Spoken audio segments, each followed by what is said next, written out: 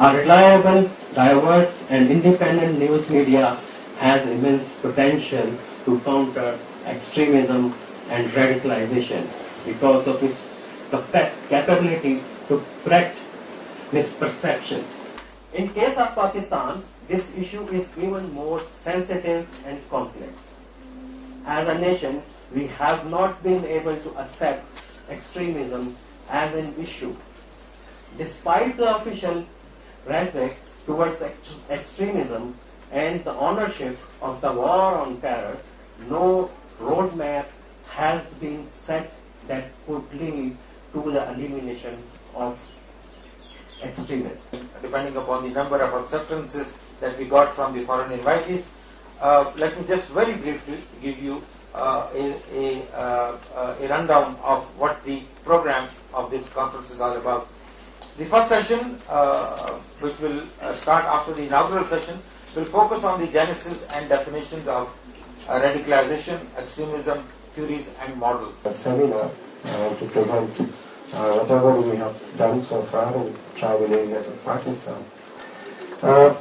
As you know, after 9/11, FATA has become the center of discussion in Pakistan as well as internationally. And it is believed that Afghan Taliban and other foreign militants, including Al-Qaeda sympathizers, have sheltered since 2001 in Pakistan's Pashtun majority federally administered tribal areas. And this region has been used to regroup, reorganize, and rearm, and to launch increasingly severe attacks across the border on Afghan and international security personnel. And we have seen suicide attacks, target killings of men especially, ambushes, bomb blasts, the use of IEDs, hand grenades, and landmines. It had an absolute control on all militants engaged in terrorism within and beyond its frontier. It's just like your own your own pets. But the fact is that these are not grown-up pets, and these are not much more than that. It is oversimplification of the complex reality. You may not know whom you raised is under your control or not. And I feel the point to address is that Pakistan does need more expertise, more capacity training, more financial and technological resources to rein in, and or at least to have an effective intelligence dealing with this issue. Plus, of course, the role of external environment. I wouldn't be saying that if the US leaves Afghanistan today, our situation will go back to normal. No, it will not. Sometimes people make mistakes that are so blatant that it's incredible. They create new cases. When I worked at the Monterey Institute of International Studies in California, where we had a database of all chemical, biological, radiological, and nuclear attempts of acquisition by non-state actors, we decided to look at several case studies that were most commonly cited in the literature. We found in deep investigation that 40% of those cases never happened. They were rumors. Okay? But they keep being cited and cited, so they become the truth until proven otherwise.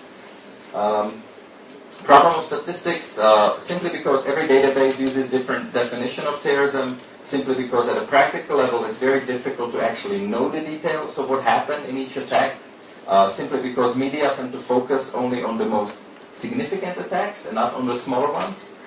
Statistics on terrorism are absolutely ridiculous and cannot be used as a foundation for anything. And of course, terrorism research is notoriously hindered by difficulty of accessing subjects and talking to terrorists in the field. It can be done, many people do it. However, you always have the limitation of sample, right? You speak to the terrorists who are willing to speak to a researcher, which by itself may not be a representative sample of all terrorists. And of course, another issue is that even when you do talk to terrorists and they give you certain perspectives on their own behavior, of course, they would have self-justified already, and it's not necessary. Frequently we make decisions and we don't certainly know what drove those decisions at all. So when we try to recollect and justify, our ability to assess it objectively is very limited. Next slide, please. How am I doing with time? Okay. I just flew in this morning, so I'm a little bit confused. So these are some of the approaches that have been used to study the key issue of motivation, of what drives people to become terrorists, the radicalization process. This has been also an issue of terrorism studies, that people jump on the bandwagon, right? So 5 years ago, this was the biggest issue, how people become terrorists or why people become terrorists. What is the biggest issue today? De-radicalization. Why do people leave? You know, rehabilitation programs. And everybody does work on this. And I'm very happy to see Leila Bokhari here, who truly is one of the leading experts internationally on the issue of de-radicalization. What I want to say about these approaches is that each one of these approaches helps to explain some specific case studies, but none of these approaches is universal enough to explain the whole problem. Essentially, in the field of terrorism studies, we run into the problem of specificity.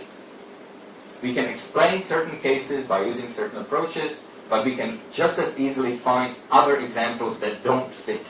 Okay? So we have very little to go on in terms of universal findings in this field. Next slide, please.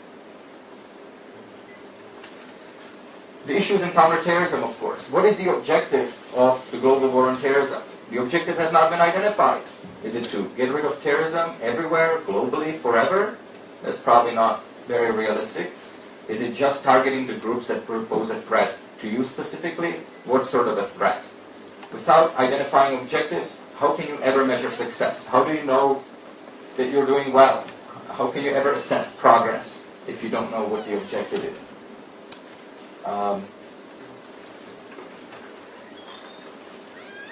Another issue, and I'm sure this has been touched on earlier during the day, is de-radicalization versus disengagement. There's so much focus on de-radicalization, but that's not the issue. People should be free to be radical. There's no problem with people being radical as long as they don't attack. And in fact, very frequently we see people who do engage in terrorism who are not very radical or whose ideology is not very deep, and who fall into terrorism mainly because of the social network and who they know. So at some level it's more of an issue of how people become terrorists more so than why, because that question of why remains quite elusive. So that